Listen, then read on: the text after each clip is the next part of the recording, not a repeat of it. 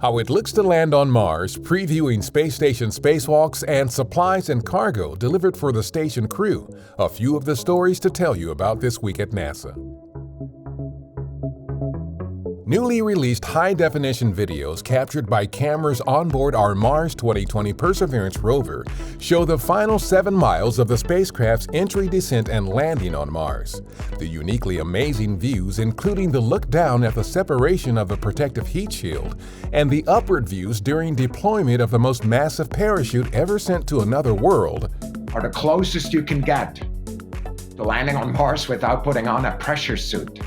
While a microphone on the rover did not collect any usable data during the landing after Perseverance touched down, it did pick up mechanical sounds made by the rover operating on the surface and even a few audible seconds of a Martian breeze.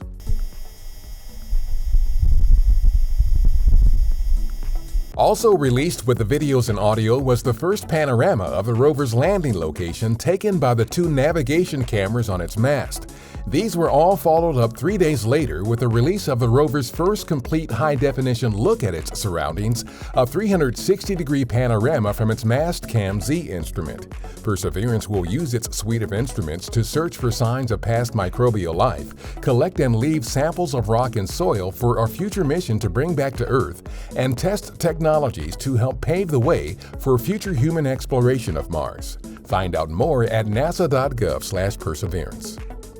We previewed 2 International Space Station spacewalks during a February 24th briefing at our Johnson Space Center. During the first spacewalk on February 28th, our Kate Rubins and Victor Glover will prep for solar array upgrades later this year. Rubins will then go back outside on March 5th with Japan's Soichi Noguchi to vent ammonia from the station's thermal control system along with other tasks. The Northrop Grumman SS Katherine Johnson Cygnus cargo spacecraft arrived at the space station February 22nd, 2 days after launching from our Wallops Flight Facility. It delivered about 8,000 pounds of scientific research, crew supplies, and hardware to the station.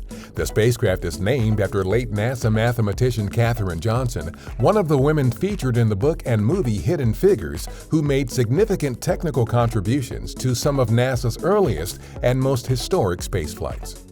On February 26th, our NASA headquarters building in Washington, D.C. was officially named in honor of Mary W. Jackson, the agency's first African-American female engineer, who was also featured in Hidden Figures.